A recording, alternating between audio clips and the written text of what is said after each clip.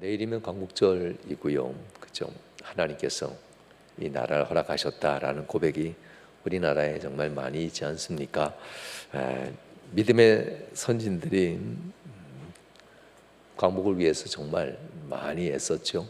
독립을 위해서 애썼던 믿음의 선배들의 피와 땀 그리고 기도의 여러 가지 헌신들을 생각하면서 우리가 이 세상에서 이 시대에 우리의 신앙도 바로 세울 수 있는 우리 모두가 될 수 있길 바랍니다. 오늘은 순종에 대한 이야기를 하도록 하겠습니다. 하나님 앞에서 이 순종은 얼마나 중요한 것인가. 순종은 실력이 아니다라고 하지요. 신앙의 태도다라고도 얘기합니다. 어떤 태도를 가지고 있느냐에 따라서 순종이 빛을 발하기도 하고 어떤 태도를 가지고 있느냐에 따라서 그 순종이 빛을 발하지도 못하고 잃어버리기도 한다는 이야기입니다. 한 20년 전에 베스트셀러였고 지금도 여전히 중요한 책입니다. 내려놓음이라고 하는 이용규 선교사님의 책이 있습니다. 그 내용에 보면 몽골에서 선교를 하셨을 때 선교하면서 몽골 지역에 복음을 전했죠. 몽골 사람들이 참 순수했던 것 같습니다. 뭐 순진한 것은 아니고요. 순수한 모습들. 몽골 사람들에게 하나님이 누구인지 가르치고 하나님이 기뻐하는 일이 무엇인지를 가르칩니다. 뭐 가르친다고 다 배우는 건 아니지만 신앙이 있는 사람에게 있어서는 하나님이 기뻐하는 그 일을 최선을 다해서 지키십시오라고 권면을 받게 되지요. 이 순수한 몽골 사람들 그분들이 배웠던 이 말씀 순도 높게 받아들입니다. 그리고 이 교회에 와서 은혜 받는 이들이 예배를 잘 하나님 앞에 드리게 되는데요. 이 몽골 선교지에서 한 번은 소녀가 주일날 소를 잃어버렸답니다. 이 소녀 이용규 선교사님한테 배운 신앙과 소를 찾아야 된다고 하는 이 갈등이 이제 있지요. 왜냐하면 주일이지 않습니까? 그래서 이른 아침부터 동트면서 소를 찾기 시작했던가 봅니다. 한참 동안 소를 찾아도 찾지 못하고 걱정이 점점점 커졌습니다. 그러나 진짜 걱정은 따로 있었습니다. 소를 못 찾는 것도 걱정인데 진짜 걱정은 예배 시간이 가까우고 있었다고 하는 것. 여러분들도 그게 걱정이 됩니까? 돈벌이가 눈앞에 있는데 그 큰 걸 잃어버릴 걱정이 우리 마음에 있는데 지금 예배 시간이 눈앞에 오는 것이 혹시 더 걱정이 되는가? 이 소녀는 그랬던가 봅니다. 아마 그때 당시에 몽골에 있던 교인들이 다 그랬을 것 같아요. 소를 잃어버리면 재산입니다. 큰 재산을 잃어버리는 거죠. 그 재산을 잃어버리는 것과 예배 시간이 같은 위치에 있지 않고 오히려 예배 시간이 더 위에 있었다는 사실들. 이 소녀는 고민합니다. 소를 더 찾을까 예배를 드릴까? 고민은 그렇게 쉽게 해결될 수가 있지요. 왜냐하면 원래 여러분 시소 타보셨잖아요. 무거운 사람이 반드시 내려갑니다. 어디에 마음을 두냐에 따라서 결정이 달라지죠. 이 소녀 예배를 드림에 있어서 지체하지 않아요. 소를 더 찾는다라는 마음도 있지만 더 많은 무게는 예배를 제 시간에 드려야 된다라는 이런 모습이죠. 선교사님께 배운 대로 하나님께 먼저 예배드려야겠다라고 생각하고 교회로 갑니다. 이걸 놓고 신앙의 태도다라고 합니다. 어디서든 예배할 수 있다라는 것을 꼭 여기에 붙이는 성도들이 많아요. 어디서든 기도할 수 있다는 것과 어디서든 예배할 수 있다는 상황은 좀 다릅니다. 태도가 다르잖아요. 이 태도를 만드는 것이 매우 중요한데요. 이게 진짜 신앙이 됩니다. 예배를 드리면서도 태도는 교회에 와 있지만 마음은 이 소녀가 소를 찾는 데 가 있지 않겠어요? 그래도 하나님은 마음은 소를 찾는 데 가 있어도 태도, 하나님 앞에 예배가 우선이고 예배 시간을 지킨다는 태도를 보시고 하나님은 얼마나 기뻐하셨을까. 그렇게 예배가 끝나고 소를 다시 찾아 나서려고 예배당 문 앞을 나서는데 이게 웬일입니까? 소가 강아지도 아니고 주인이 있는 데로 어떻게 냄새 맡아 찾아왔는지 교회 문 앞에 와 있었답니다. 이 잃어버린 소가 교회 문 앞에 떡 와 있었다고 하는 것, 이 소녀는 얼마나 기뻤을까요? 얼마나 또 감동이 되었을까? 과연 예배를 선택했더니 하나님께서 이 자리로 하나님이 소를 이끌어 주셨구나. 이 소녀는 신앙의 해석을 합니다. 그리고 너무나 감사합니다. 이 세상에는 성경의 가르침을 알고서도 실천하지 못하는 사람이 얼마나 많습니까? 자신의 형편을 먼저 생각하느라 예배를 뒷전에 있지요. 지금도 12시, 1시에 출근하려고 지금 옷매무새 정리하는 분들도 있을 겁니다. 예배는 안 나오고 휴대폰으로 켜놓고 그런 분들도 혹시 우리 명함교회도인지 모르겠어요. 피곤하니까 아침에 일어나서 그냥 앉아가지고 휴대폰 켜놓고 TV 켜놓고 명함교회 예배뿐만 아니라 요새는 TV에도 얼마나 많은 예배를 해요. 신앙이다라는 이름의 옷을 입고 있지만 아주 불순한 태도의 모습인 것은 이거는 본인도 잘 알 겁니다. 내가 언제까지 이렇게 할까라는 이 생각 자체가 이미 자신의 태도가 불순하다는 것을 인정하는 거잖아요. 이럴 땐 빨리 태도를 바로잡는 것이 중요합니다. 자신의 형편을 먼저 생각하느라 예배를 뒷전을 미루는 사람들이 많습니다. 그들에 비하면 오늘 오늘 이 이야기인 몽골의 이 이용규 선교사님의 교회에 있었던 한 소녀의 이야기는 참 순수하다, 순진한 게 아니에요. 세상 사람들은 이 순수한 신앙을 순진하게 믿으면 안 돼요라고 하면서 자기처럼 생각하는 경우가 많아요. 지처럼 그렇게 더러운 줄 알고 생각하는 경우가 많은데요. 순진한 신앙 아닙니다. 순수한 신앙입니다. 순진하면 이용당합니다. 그러나 하나님 앞에 순도가 높은 신앙을 가진 사람들은, 순수한 신앙 사람들은 세상에 이용당하지 않습니다. 하나님의 말씀을 그대로 받아들이고 따르게 돼 있습니다. 순수한 믿음의 사람, 이 순도가 높은 신앙의 사람, 믿음의 태도를 가진 사람이 되시길 바랍니다. 하나님은 그런 사람을 기뻐하십니다. 하나님을 기쁘시게 하려는 이 순도 높은 믿음의 태도를 가진 사람은 순종을 낳게 될 것이고 결국 하나님의 축복을 체험하게 될 겁니다. 여러분, 하나님이 기뻐하시는 축복, 바로 이 축복하시는 사람은 어떤 사람일까요? 그것은 하나님의 말씀을 듣고 순종할 때 일어난다는 것. 우린 이건 누구든 다 알고 있지요. 그런데 종종 우리가 실수하는 것이 있어요. 믿음의 실력을 너무 의지해요. 믿음의 실력 너무 의지하지 마십시오. 우리의 믿음의 능력이 있어봤자 얼마나 있습니까? 능력하면 하나님이 완전하시지 않겠어요? 우리가 가지고 있는 연륜, 우리가 가지고 있는 경험, 우리가 가지고 있는 은사 체험들, 이런 믿음의 실력 너무 의지하면은 태도가 아주 불순해져요. 그러면 하나님 앞에서 복 받는 일이 매우 어려워집니다. 거꾸로 은사나 신앙의 연륜이나 신앙에 있어서 그 어떤 뜨거운 체험이 없어도 태도만 바로 세우면 하나님은 복을 준다라고도 해석할 수 있게 됩니다. 오늘 보면 신명기 8장 7절로 8절 사이에 하나님은 이 믿음의 태도를 세운 사람에게 어떻게 복을 줄지라는 얘기가 나오는데요. 함께 읽어볼까요? 7절과 8절. 네 하나님 여호와께서 너를 아름다운 땅에 이르게 하시나니 그것은 골짜기든지 산지든지 시내와 분천과 샘이 흐르고 밀과 보리의 소산지요 포도와 무화과와 송리와 감람나무와 꿀의 소산지라. 가난한 사람은요, 지팡이 하나 꽂을 만한 땅 한 평만 있어도 감사하죠. 그게 산 위에 있든지 골짜기에 있든지 내 땅이야, 내 땅이야. 남들은 넓은 평지 좋은 땅을 보고 행복해할 부자들을 생각하면 안 되고요. 땅 한 평도 없고 가난하게 이곳에 와서 하나님이 과연 물려받은 재산 말고요, 내가 일구어서 만든 땅이 있는 사람, 부모로부터 물려받은 땅 가진 사람들은 그런 맛 모른답니다. 정말 피땀을 흘려가며 가난을 해결하면서 자기 땅을 소유한 사람은 산골짜기에 있어도 기뻐해요. 오늘 본문은 그 얘기 하잖아요. 산골짜기든지 살에 있든지 골짜기든지 하나님은 바로 순종, 믿음의 태도를 바로 세우면 산골짜기에서도 분천, 솟아나는 샘의 물질을 줄 것이고 골짜기에 있어서도 산지에 있든지 내가 흐르는 시냇물을 줄 것이고 이곳에서 마치 모든 곡식의 산지가 되도록 내가 내게 축복해 주겠다. 이 신앙의 모습이잖아요. 가난한 사람은 이 말씀이 무슨 뜻인지 알게 될 겁니다.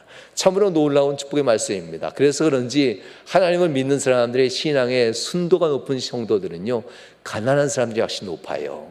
아무것도 없이 하나님 의지하는 사람이 훨씬 더 신앙의 순도가 매우 깊어요. 부모로부터 뭐 조금이라도 받은 사람들은요, 이 신앙의 순도가 점점 떨어지기 시작해요. 왜냐하면 하나님이 준 게 아니니까요. 아무것도 없는 이들에게 있어서 하나님을 믿고 의지하는 것은 너무나도 당연해요. 준대는데, 내가 다 준대는데. 아무것도 없이 이곳에 오셔서 시작한 성도들은 하나님이 다 해결해 주고, 하나님이 복도 주고 땅도 주고 해결해 주고, 모든 산지에 모든 곡식에 풍성한 열매를 준대는데 이 거부할 사람이 어디 있어요? 하나님이 그렇게 없는 사람에게 약속을 하십니다. 그리고 없는 사람에게 그냥 주는 것이 아니지요. 본문 1절에 보면 조건이 있어요. 이런 조건을 답니다. 본문 1절 함께 읽어볼까요? 내가 오늘 명하는 모든 명령을 너희는 지켜 행하라. 그리하면 너희가 살고 번성하고 여호와께서 너희의 조상들에게 맹세하신 땅에 들어가서 그것을 차지하리라. 함께 읽어보겠습니다. 여러분들 읽어볼까요? 시작.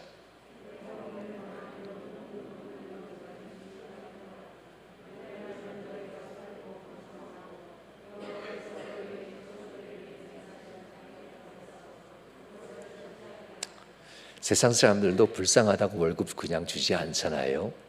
불쌍하다고 와서 여러분들 물건 그냥 다 사가진 않아요.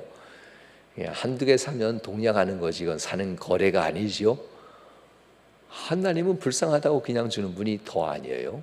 공의의 하나님이잖아요. 그래서 오늘 본문에 이렇게 얘기하지 않습니까? 내가 오늘날 매일이라고 하는 하루하루잖아요.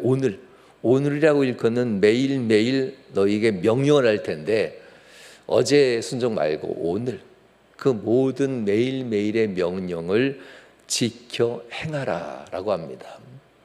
신앙은 추억에 있지 않아요. 매일매일의 신앙의 태도에 있습니다. 하나님은 매일매일 너희가 이 태도를 바로하고 말씀 앞에 서게 된다면은 너희가 살고 번성하고 너희가 원하는 땅을 얻게 될 것이다. 그리고 그곳에서 풍성한 열매를 내가 약속해 주겠다. 현재뿐만 아니라 미래를 약속한 하나님의 말씀이 본문 8장 1절에 등장합니다. 성도 여러분, 순종하는 이스라엘 백성들을 향해 하나님은 광야에서 어떻게 축복하셨는지 오늘 본문은 아주 간단하게 상기시켜줘요.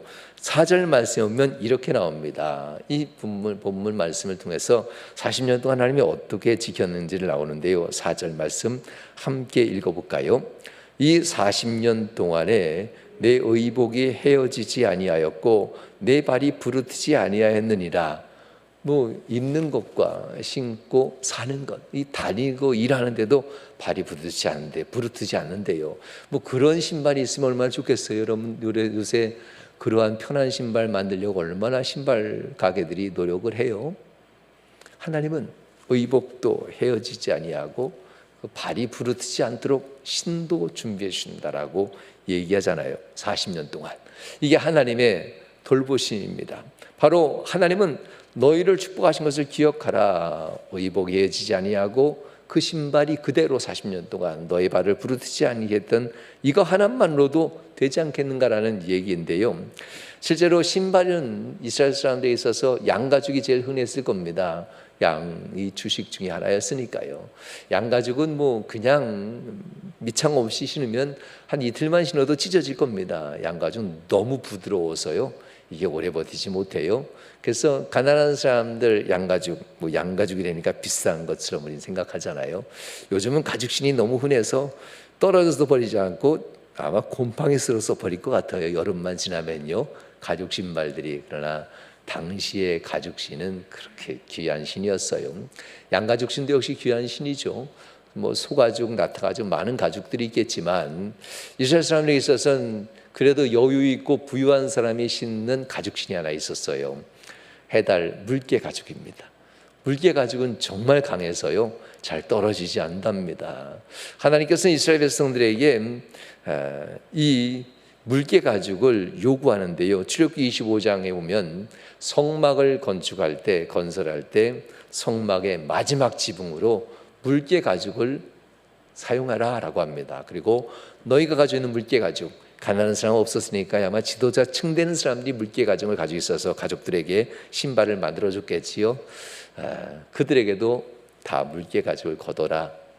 그리고 물개 가죽을 다 걷어서 그것으로 신발이 아닌 하나님의 성막의 마지막 덮개를 만듭니다. 첫 번째 덮개는 아름답고 곱게 짠 세마포천으로 짠 덮개가 성막의 안쪽에 첫 번째 덮개가 들어가고요. 두 번째는 염소털로 짠 실로 그 다음에 덮개를 덮고요.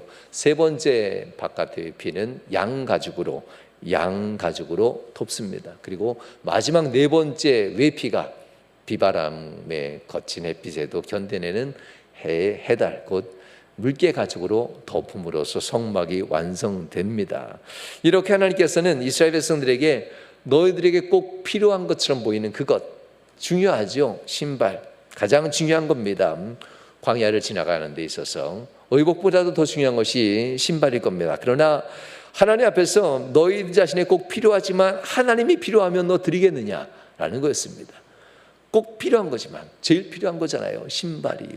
그럼에도 불구하고 하나님이 원하시면 너희에게 꼭 필요한 거지만 드려라.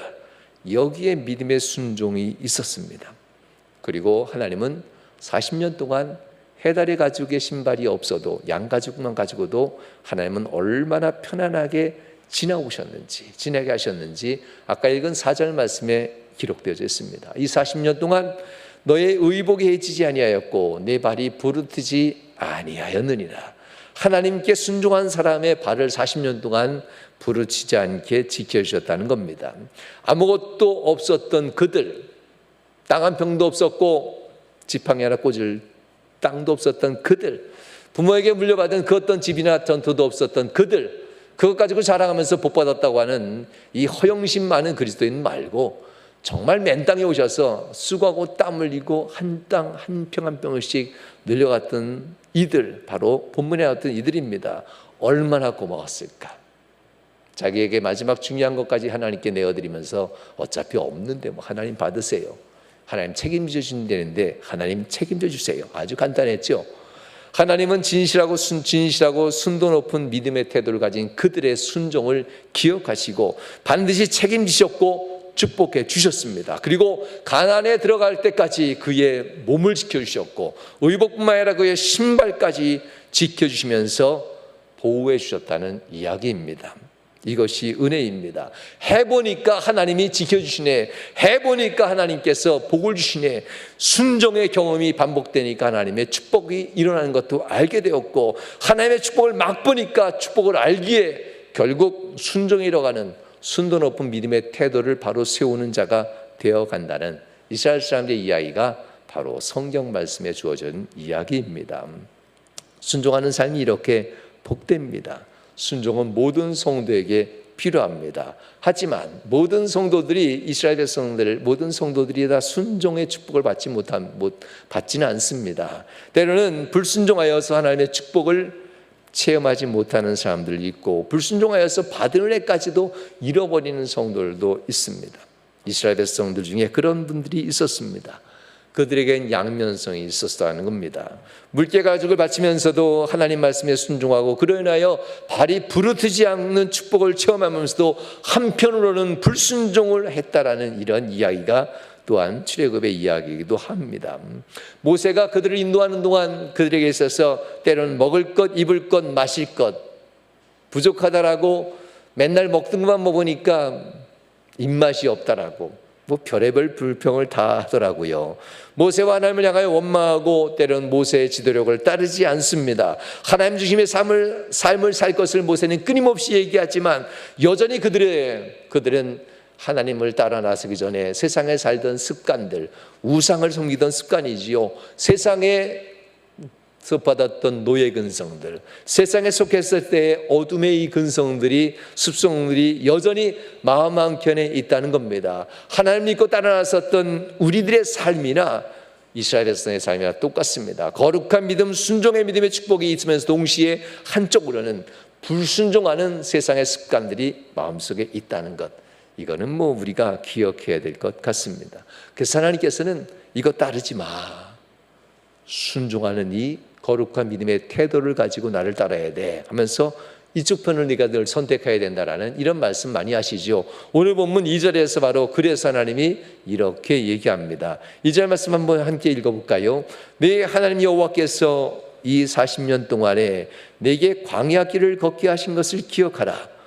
이는 너를 낮추시며 너를 시험하사 내 마음이 어떠한지 그 명령을 지키는지 지키지 않는지 알려 하심이라. 우리 마음엔 순종하는 마음이 있고 불순종하는 마음이 있습니다. 아무리 믿음의 연륜이 깊어도, 은혜가 아무리 커도 여전히 불순종하는 마음은 있습니다. 그래서 하나님께서는 이 불순종하는 마음을 가면 어떻게 고통스러운지 광야에서 끊임없이 체험을 시켰다는 겁니다. 그리고 과연 무엇을 선택하는지 내가 알길 원하노라 라고 했다는 이야기가 본문의 말씀입니다. 그들은 결국 하나님의 시험을 이기는데 가장 필요한 것이 무엇인지 압니다. 하나님의 말씀 앞에 내가 바른 태도를, 믿음의 태도를 가짐으로 순종해야 되겠다라는 겁니다. 세상 사람들이 얘기하는 떡으로 살아야지요, 돈이 있어야 살지요, 세상에 성공 좋아하고 세상에서 안락과 쾌락도 누리고 집도 좀 넓어야 되고 편안한 삶을 살아야 되고 시간도 좀 즐겨야 되는 세상 사람이 얘기하는 그 안락한 삶에 대한 유혹들을 과거의 삶의 망령에 휘잡히지 말아라 라고는 얘기가 본문 3절에서 주님은 이렇게 말씀합니다. 3절 말씀 함께 읽어볼까요? 이렇게 나오지요. 너를 낮추시며 너를 줄이게 하시며 또 너도 알지 못하며 내 지성들도 알지 못하던 만나를 내게 먹이신 것은, 함께 크게 읽어볼까요? 사람이 떡으로만 사는 것이 아니요 여호와의 입에서 나오는 모든 말씀으로 사는 줄을 내가 알게 하려 하심이라. 할렐루야. 말씀 읽을 때 여러분들 기쁘십니까? 친구와 수다 떨 때 재밌습니까? 말씀을 붙들고 하나님 앞에 묵상할 때 기쁩니까? 아니면 쇼핑하다가 물건이 오면 택배요 하는 말에 얼굴에 미소가 짓니까? 여러분들 우리 정신 차려야 될 것 같아요. TV 보면서 울고 웃는 성도들이 이게 성도가 맞나요? 하나님 말씀 보면서 울고 웃는 성도들이 진짜 성도지요? TV 보다가 갑자기 감수성이 예민해져서 울고 오는데, 여러분 이 진짜 우리 정신 차려야 되지 않을까요?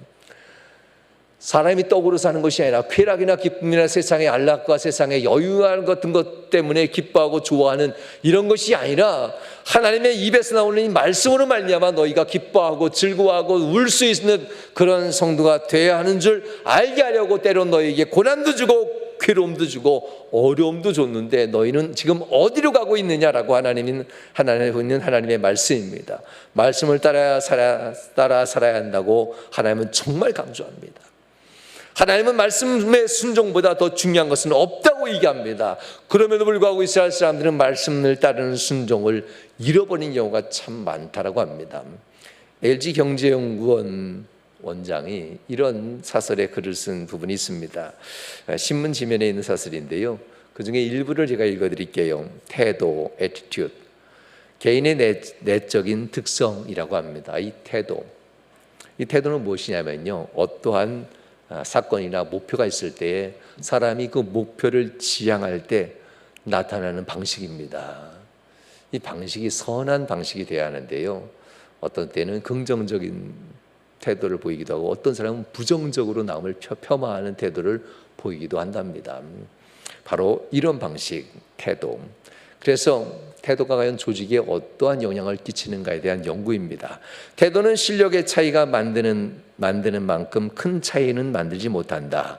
실력의 부족을 메울 수도 없다. 그러나 태도는 좋은 성과를 내는데 매우 중요하다. 왜냐하면 좋은 태도 자체가 탁월한 성과를 만드는 것은 아니지만 좋지 않은 태도로 탁월한 성과를 만들 수 없다는 점은 분명하기 때문이다.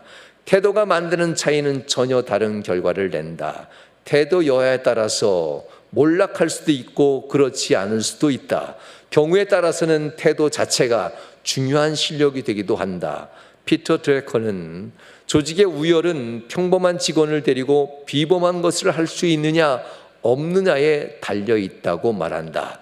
태도를 잘 관리하기 위해서는 먼저 조직에 어떤 태도가 바람직한지 명쾌하게 커뮤니케이션이 되고 나서 그런 태도가 인정받고 평가받도록 관리하는 것이 핵심이다. 하나님은 정말 명쾌하게 커뮤니케이션 대화하시잖아요. 말씀, 내 입에서 나오는 말씀을 따라 살아가는 신앙의 태도를 가질 때에 너희가 살고 죽지 아니하리라. 하나님의 커뮤니케이션은 너무나도 명쾌해요. 그럼에도 불구하고 우린 자꾸만 세상에 살던 태도를 하나님께 들이대는 경우가 얼마나 많습니까? 우리의 실력 바뀌진 않을 겁니다. 우리의 능력이 어떻게 하나님의 능력과 견줄 수가 있습니까? 이 견준다는 자체가 얼마나 교만해요. 내가 이만큼 헌신했으니까, 내가 이만큼 연륜을 가졌으니까, 내가 이만큼 봉사했으니까, 내가 이와 같은 은사도 경험했으니까 어디 하나님의 능력 앞에 우리의 실력을 자꾸 견져요. 교만한 겁니다. 그저 우리는 하나님 앞에서 갈 바를 알지 못하지만 하나님이 명령하셨으니 나는 따라갑니다. 신앙의 태도였습니다. 아브라함의 이 신앙의 태도가 하나님은 의로 여기셨고 하나님은 그것을 순종이라고 인정해 주면서 아브라함에게 축복합니다. 어쩌면 여러분들도 이 태도를 가지면, 이런 태도를 가지면 하나님으로부터 아브라함의 축복을 받지 않겠습니까? 여러분, 이럼에도 불구하고 성경을 그렇게 수없이 많이 읽음에도 불구하고 불순종하는 성도들이 세상엔 참 많습니다. 예를 들어 성경에는 아간이 그렇습니다. 열정적으로 순종하는 괜찮은 지파 사람이에요. 정말 축복받는 지파 사람입니다. 아간, 이름 괜찮은 사람입니다. 그런데 이 아간의 집안이 몰락의 길을 걷습니다.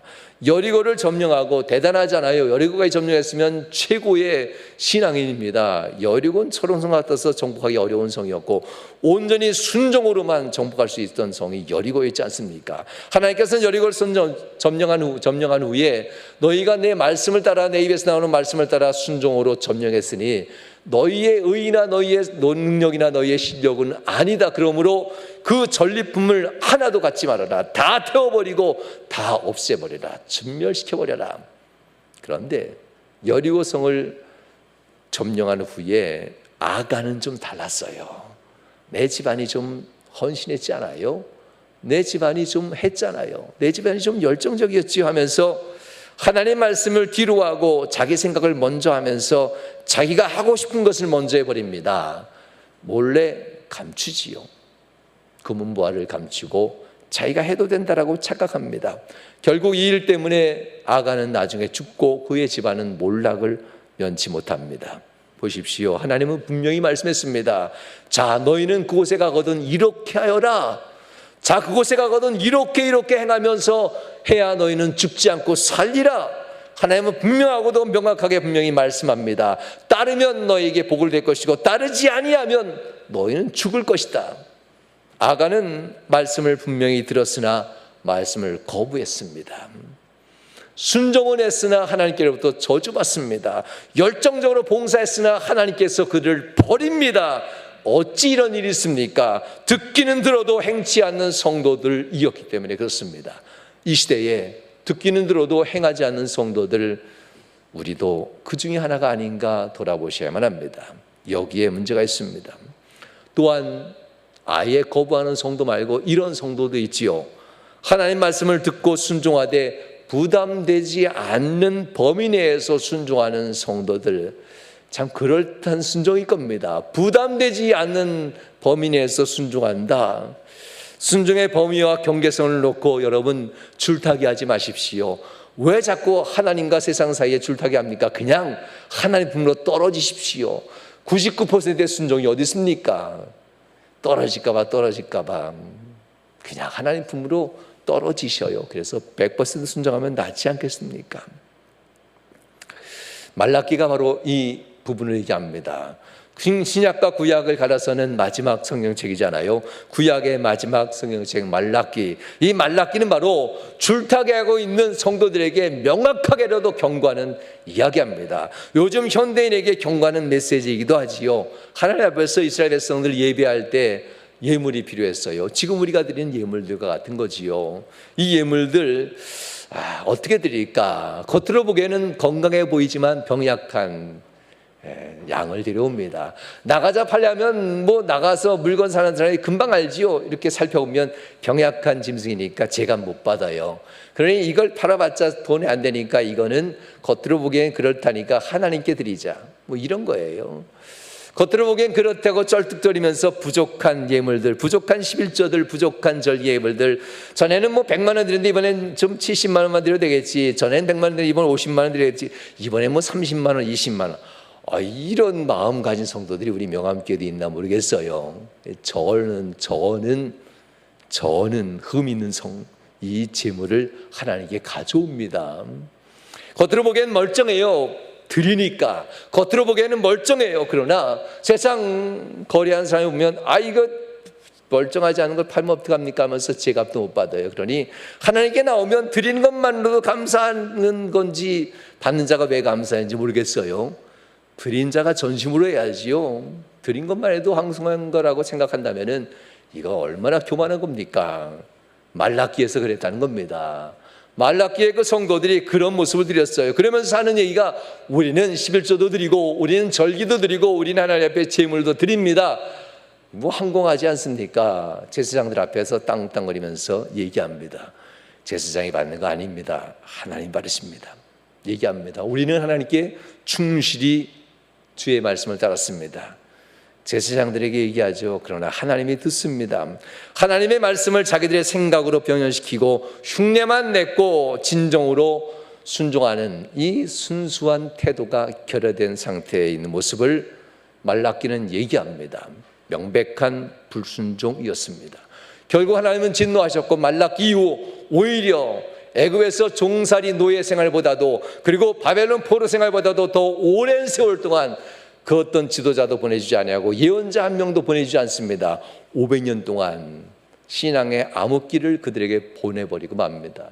말라기 이후 예수님이 올 때까지 500년 동안 이스라엘은 오히려 처참하리 많지 무너지는 경험을 하게 됩니다. 어떻게 보면 순종하는 것 같은데 어떻게 보면 순종하지 않지요. 여러분 마음에 이런 갈등이 있지 않나요? 이렇게 신앙생활이 될까? 이미 불순종입니다. 부분적인 순종이요 얄팍한 순종일 뿐 깊고도 진정한 순종이 없는 것일 뿐입니다. 순수한 순종이 없는 신앙생활, 태도가 불순하면 한데 드리는 것으로 겉으로만 꾸민다면 이게 무슨 사람이 보기엔 그렇다지만 하나님 보기에는 순종 없는 신앙생활일 뿐입니다. 현대의 많은 성도들에게 문제가 있습니다. 어떻게 하면 순종할 수 있을까? 어떻게 순종할 것인가? 존 비비어라는 분이 순종이라는 책 10수년 전에 제 개정판으로 낸 책이 있습니다. 여기서 이렇게 얘기합니다. 99%의 순종은 순종이 아닙니다 라고 합니다. 열정적인 순종일 수 있습니다. 그러나 1%가 빠지지 않았습니까? 줄타기 하면서 하나님께로 떨어지지 아니하고 그냥 세상과 하나님을 겸하여 살고 있는 이런 인생들, 헌신했던 순간들을 이어가면서 내가 주님 위해서 헌신했습니다라고 착각에 빠집니다. 불순종입니다. 하나님 말씀을 온전히 따르지 않으면서 자신은 괜찮은 성도라고 드렸던 헌신들, 드렸던 봉사들, 행했던 일들을 자꾸 생각하면서 이 하나님 앞에 바른 순종을 했다라고 착각하는 모습들 어리석지 않습니까? 신앙생활은 오래 했지만 굳은 땅처럼 불순종의 마음으로 굳어진 사람이 있습니다. 부분적으로 순종하는 사람은 좀 더 폭넓게 하나님을 좀 바라보십시다. 부분적으로 순종하면서 만족했던 성도들 좀 더 순수하게 하나님을 좀 바라보시고 그런 태도로 우리 인생을 좀 바꿔보십시다. 가끔 신앙의 선배들, 신앙의 동료들 중에 감동을 주는 믿음의 사람이 있습니다. 태도잖아요. 그들이 어떤 축복을 받았냐보다는 어떤 태도를 가졌냐가 정말 신앙의 간증이지 않습니까? 국민일보에 있었던 이야기여서 참 오래전에 있었던 이야기 생각이 나서 찾아봤습니다. 그랬더니 1995년쯤에 국민일보에 나왔던 신문 기사인데요. 강서구에 있는 경양교회, 유명한 교회잖아요. 참 대단하죠. 그런데 그렇게 성도들이 사회적 무리를 이기면까지 순종할 수 있었는 데는 시국 원로 목사님이 그곳에서 목회했던 방향이 있었어요. 참 대단하신 분이기도 한데요. 그때 1990년 중반에 있었던 얘기입니다. 광명시 한동에 목욕탕을 하는 집사님, 경양교회 한 집사님이었는데요. 지금은 이제 장로님이시고 은퇴하셨지요. 이분이 근근히 살다가 여관을 인수하고 운영하는데 아무래도 담임 목사님 오셔서 예배와 축복 기도를 해야 되겠다고 담임 목사님에게 요청했습니다. 그랬더니 목사님이 이렇게 대답했답니다. 죄 짓는 여관 업종을 나는 축복해 주지 않습니다. 그 죄 짓는 업종인데 내가 왜 가서 기도해 줍니까? 아예 가지도 않았답니다. 이 담임 목사로서 쉽지 않은 일인데요, 너무나도 분명했습니다. 하나님 앞에 죄 짓는 곳인데 맞잖아요. 그 숙박하러 가는 사람이 몇 명이나 되겠어요? 숙박하는 사람 가지고 돈 못 버는 거 아시잖아요. 여관 업종들 뭐 그렇게 여관을 왜 이렇게 들락달락 하는지. 죄 짓는 업종 맞습니다. 축복해 줄 수 없다고 합니다. 그래서 이 집사님이 가만히 생각해 보니까 맞는 말씀인 것이 맞는 말씀이지요. 내가 괜히 여관을 인수했구나 하면서 여관을 내놓습니다. 그런데 여관이 팔리나요? 망해가는 여관 인수해놓고 다시 내놨는데 누가 사겠어요? 그래서 어떻게 할까 고민하다가 목사님 제안을 받아들이고 다른 업종, 그래 죄 지지 않는 업종, 그래 깨끗하게 하는 업종을 하자. 그래서 여관에 보일러실이 원체 좋거든요. 여관이니까 목욕탕을 하면 되겠다 하면서 다 얼어버리고 위층 아래층 다 정리하고 목욕탕을 꾸몄습니다. 많은 투자를 했죠. 그러놓고 목사님에게 목사님 와서 이번엔 축복 기도해 주세요라고 했더니 목사님이 이렇게 얘기했답니다. 주일 문 닫는다고 약속하면 내가 가서 축복 기도해 주겠습니다. 아니 주일의 매출의 30% 이상이 다 주일의 매출인데 주일 문 닫는다고 약속하면 내가 축복 기도해 주겠습니다 라고 합니다. 그래서 이 약속을 하고 목사님 모시고 예배를 드렸습니다. 결국 사업은 점점점 안 되고 나중에 지독하게 안 됩니다. 주일에 문 닫는 목욕탕이라고 소문이 나니까 아무도 아예 안 온다답니다. 그래서 수돗물이라도 아낄 셈으로 지하수를 팝니다. 100m 팠는데도 지하수가 안 나왔답니다. 150m 더 파들어가니까 그제서야 지하수가 나오는데 계란 썩은 냄새, 물도 썩은 물을 내뿜었답니다. 그러니 나는 되는 일도 없다라고 생각하고 있는 찰나에 그 물이 광물질이 가득 찬 온천수였다고 합니다. 유황 성분이죠. 이것 때문에 이 광명시 하얀동에 있는 경양목욕탕 유명해졌지요. 이름도 교회 이름 딴 거 보면 믿음이 좋은 집산이었던가 봅니다. 이 곳이 유명해져서 많은 사람이 소문이 듣고 구름대처럼 몰려왔답니다. 이분이 바로 이충섭 장로님 이야기입니다. 얼마나 재물을 많이 복받았느냐 그런 자랑이 아니라 주일 성수, 하나님 앞에서 죄 짓는 업종 태도를 발휘하는 이 바른 태도로 말미암아 이분의 간증이 진짜 간증입니다. 어떻게 복받았느냐보다 어떤 태도를 가지고 하나님 앞에 섰느냐가 진짜 간증이지 않겠습니까? 이 살아있는 간증은 당시 국민일보에 났고 수없이 많은 간증 지면에 올려내리고 전국에 다니면서 이 장로님이 간증을 했답니다. 하나님 말씀대로 순종하면 산다. 하나님 말씀대로 순종하면 축복을 받는다. 심은 대로 걷는다라는 이것을 이 장로님이 삶으로 그대로 보여줬답니다. 52주 중에 50주만 나와도 신앙생활 잘한 겁니까? 여러분, 장로님 가정에서, 권사님 가정에서 그러면 안 되지요. 이게 무슨 종입니까? 주일 성수, 하나님 앞에 주일은 온전히 드려야 된다는 믿음을 가지고 서야죠. 이거는 뭐 본인뿐만 아니라 다른 사람뿐만 아니라 자식들이 보고 있습니다. 그렇게 신앙생활해도 되겠구나라는 이 모습들 온전하지 않습니다. 차라리 평일날 쉬고 놀러 가세요. 주일날 하나님 앞에 온전하게 예배드리고 평일날 10만 원이든 100만 원이든 1000만 원이든 손해보더라도 평일날 쉬고 가세요. 그래야 자녀들이 우리 아버지 주일을 이렇게 중요하게 여기는구나, 우리 어머니 이렇게 중요하게 여기는구나 라고 인정할 것이 아닙니까? 갈라디아서 6장 7절에 이렇게 순종의 태도, 믿음의 태도를 얘기합니다. 갈라디아서 6장 7절 이렇게 얘기합니다. 스스로 속이지 말라. 함께 읽어볼까요? 스스로 속이지 말라. 하나님은 업신여김을 받지 아니하시나니 사람이 무엇으로 심든지 그대로 거두리라. 고린도후서 9장 10절 이런 사람에게 어떻게 주는지에 대한 이야기가 다시 나옵니다. 함께 읽겠습니다. 심는 자에게 씨와 먹을 양식을 주는 이가 너희 심을 것을 주사 풍성하게 하시고 너의 의의 열매를 더하게 하신다. 태도입니다. 신앙의 태도를 바로 하면 하나님은 그가 어디에 심든지 산꼭대기 골짜기든지 오히려 이곳에서 시냇물이 흐르게 하면서 많은 풍성한 열매를 주신다라고 하는 하나님의 약속이 갈라디아서 6장과 고린도전후서 9장에 그대로 나와 있습니다. 온전한 순종을 위하여 중요한 것은 바로 하나님의 음성을 듣는 겁니다. 기도하지 않는데 어떻게 순종을 하겠습니까? 기도하지 않는데 어떻게 순종을 할 수 있겠습니까? 사도행전은 성령의 행전이라고 할 만큼 기도하는 사람이 많이 나오지요. 빌립이 사도행전 8장 말씀에 보면 길 가다가 성령의 감동을 받고 가서 저 사람에 가서 복음을 전해봐라 그랬더니 그가 바로 에티오피아 내시였습니다. 그리고 그에게 복음을 전했고 그가 예수를 믿고 세례까지 받고 그가 에티오피아에 가서 복음을 전하는 사람으로 바뀌어지게 됩니다. 순종할 때 하나님의 뜻은 이루어집니다. 성도 여러분, 여러분들이 기도 생활이 하나님 앞에 바로 설 수 있길 주님으로 축원합니다.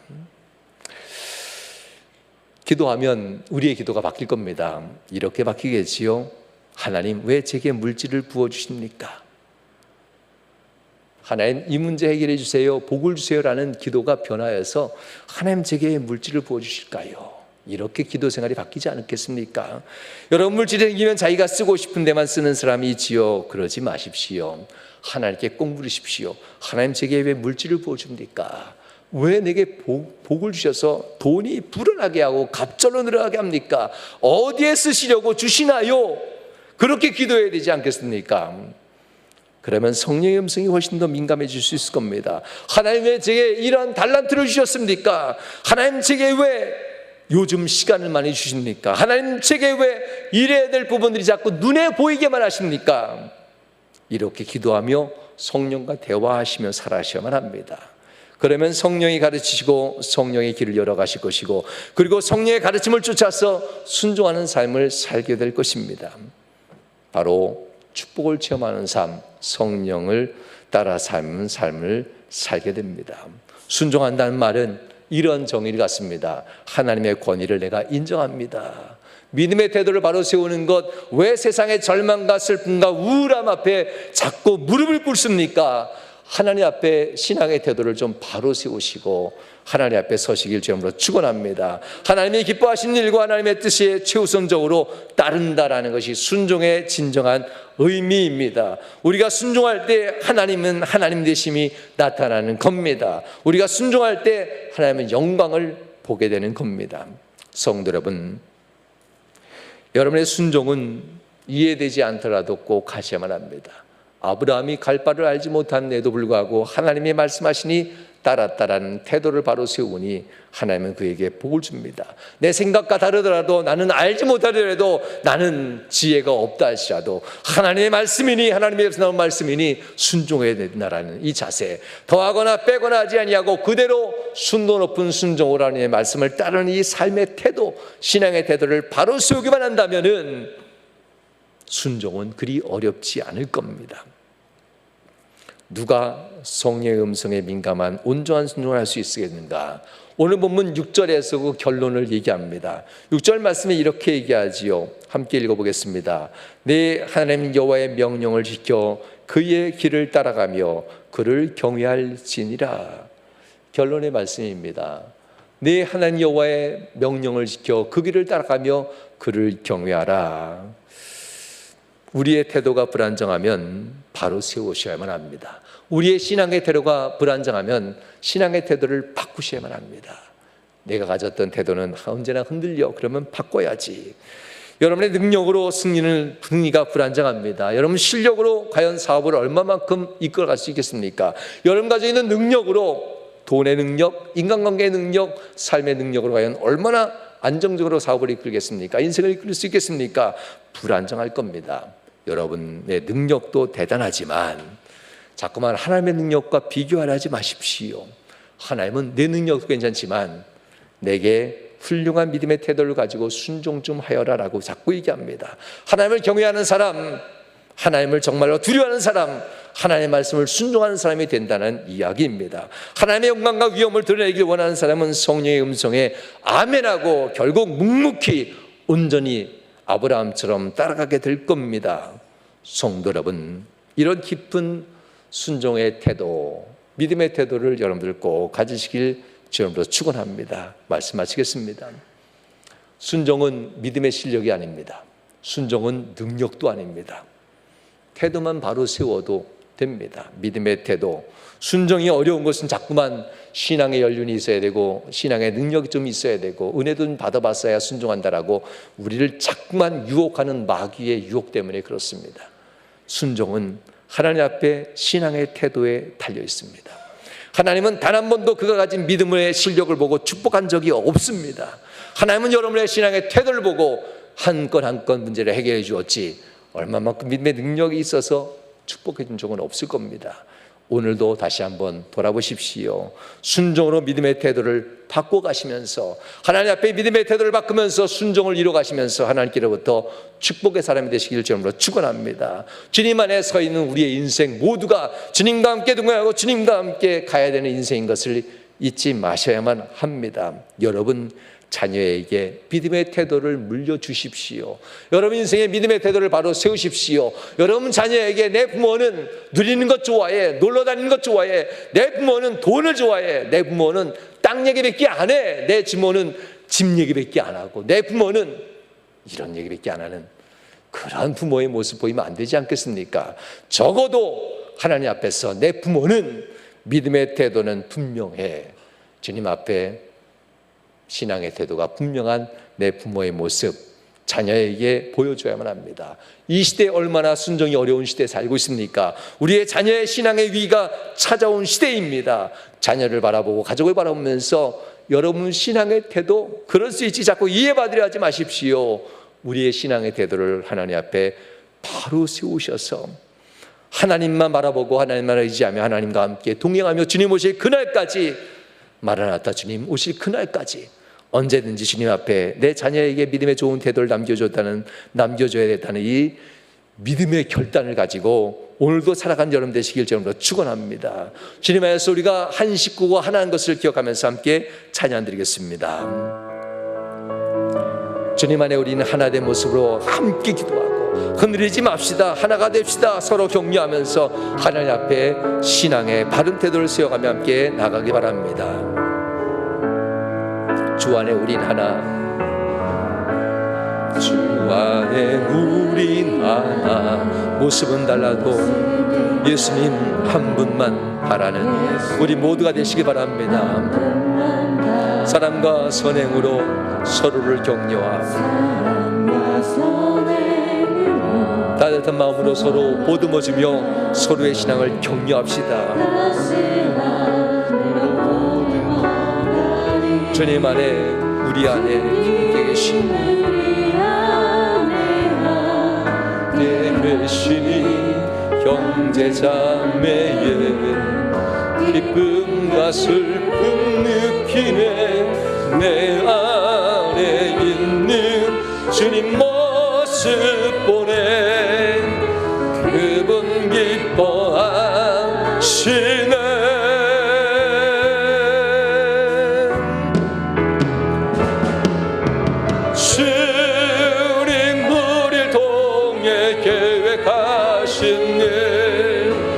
부족한 입술로 찬양하게 하신 일, 주님 우리를 통해 계획하신 일, 동해하신. 다시 한번 찬양합니다. 주님 우리를 통해 계획하신 일. 여러분 가운데 역사한 주님을 바라보면서 찬양하십시다. 계획하신 일, 부족한 입술로 찬양하게 하신 그 일을 찬양합니다. 주님 우리를 통해 계획하신 일, 주님 오실 그날까지 함께 찬양하며 나갑시다. 마라나타 마라나타 마라나타. 일어나서 찬양드리겠습니다. 아멘. 주 예수여 오시옵소서. 마라나타 마라나타. 아멘. 주 예수여 마라나타 마라나타 마라나타. 주님 오실 그날까지 주님과 함께 동행하는 성도에게 해달라고 찬양합니다. 라나타. 아멘. 주 예수여 오시옵소서. 마라나타 마라나타. 아멘. 주 예수여 오시. 다시 한번 마라나타 마라나타. 주님 오실 그날까지 우리의 믿음의 태도를 굳건히 세우며 순종하는 자가 되게 해달라고 찬양합니다. 아멘. 주 예수여 오시옵소서. 마라나타 마라나타. 아멘. 주 예수여. 이 시간 함께 기도합시다. 하나님 감사합니다. 주님 앞에 나와 경배하며 예배하며 우리의 신앙의 태도를 다시 한번 돌아옵니다. 하나님, 순종이라는 것이 온전해야 되는데 열정적으로 순종했다고 하나님 앞에 섭니다.